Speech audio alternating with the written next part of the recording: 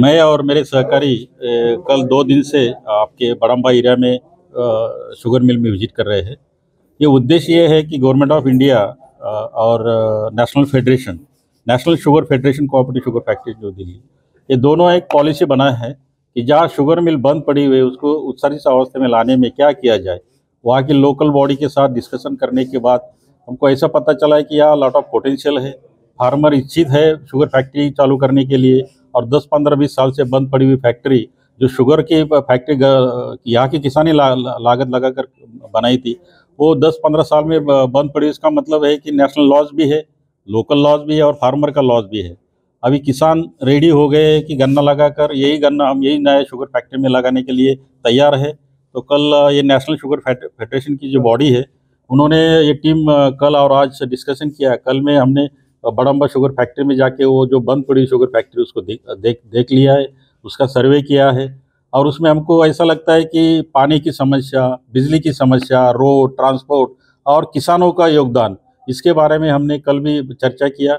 और आज से ये जो लोकल बॉडीज़ है, कलेक्टर हो, तहसीलदार हो या वहाँ के पंचायत समिति के चेयरमैन हो, उनके साथ हमने आज डिस्कस किया और उनके साथ कुछ प्रस्ताव ऐसे रखे कि जब किसान तैयार है, नेशनल ऑर्गेनाइजेशन तैयार है, कोऑपरेटिव मिनिस्ट्री तैयार है, तो आपको ये नया जब शुगर फैक्ट्री लगाएंगी तो इसका फायदा आपके इलाके में होगा।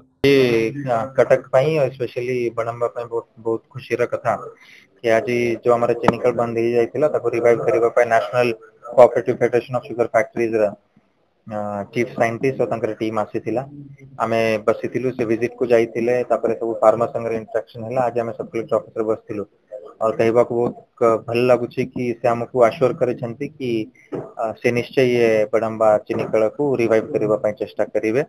आमे आश्योर कर जो जो इश्यूज अच्छे land irrigation facilities electricity farmers support से जो भी इश्यूज अच्छी लोकल इश्यूज ताको रिजॉल्व करबा सेटा हमें रिस्पांसिबिलिटी नहीं छु कि हमें हम लेवल रे ताको ये करिवो। से भी बहुत खुशी अच्छी कि यदि ये सब इश्यू रिजॉल्व हो गला तो से क्वेश्चन खाली चीनी कला न है इथेनॉल सीएनजी सोलर ये सब करबा पय से राजी अच्छी। एबे खाली तांकर फाइनल जो डिस्कशन अच्छी से स्टेट गवर्नमेंट संगे अच्छी तो आमे भाबीबा कि गोटे पॉजिटिव आउटकम निश्चय आसीबो। आमे आमे तांको प्रपोज करिथिलु कि बड़म्बार प्रथम रिवाइव हेबा कथा बिकॉज सेटा हमर गोटे प्रॉमिस भी अच्छी समस्त को तापर आमे तांको बांकी वगैरह एरिया आठगढ़ एरिया भी दिखाई छु।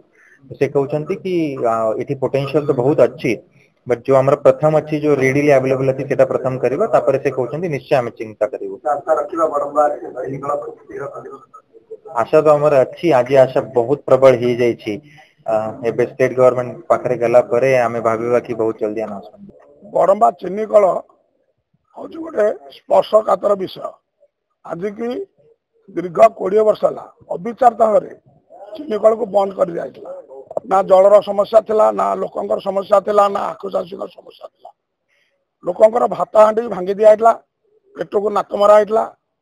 खुशीर कथा आमर डबल इंजिन सरकार मोहन माझी सरकार एवं प्रिय नरेंद्र मोदी सरकार एवं आमर विधायक विजय कुमार दल बेड़ा प्रचेषार आज चीनी कलर सर्वे होती सेंट्रल टीम आज आसी बड़म्बा सुगर मिल एरिया देखी आखु चाष देखी चाषी सागर कथबार्ता कर बड़म्बार प्रति कोणर लोकंर हृदय स्पंदन चीनी कल अच्छी आज ये भावागर सी आज अनुभूति कर विषय कही गणमाध्यम को कही बड़म्बा चीनी कल हूँ गोटे लोकंर भात हांडी केवल बड़म्बा नुह अभियुक्त कटक जिले में एकमात्र शिल्पभित्तिक चीनी कल थिला एवं कटक जिलार कोण अनुकोण बड़म्बा चीनी कल को आखु आसला।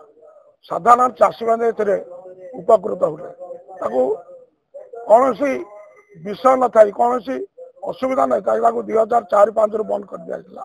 एवं केंद्र सरकार और राज्य सरकार माननीय विधायक मिलित उद्यम चीनी कल चलिया जाऊँगी खूब शीघ्र चीनी कल चलो लोकंर बहुत दिन स्वप्न पूरण हम। साधारण लोक जो भरोसा रखी डबल इंजिन सरकार तार आशा पूरण हम एवं लोक उपकृत हे। लोक उपकृत हेले एरिया हसिब एवं चीनी कल चलिले साधारण चाषीटीए हो व्यवसायी हो गरीब दोकान हो समस्ते किसी ना किसी सुफल पाइबे एरिया डेभलपमेंट हम ता सागरे मोदी जो स्वप्न अच्छे मोहन माझी जो स्वप्न अच्छे से स्वप्न पूरण हम सबका विकास सबका विश्वास सबका प्रयास।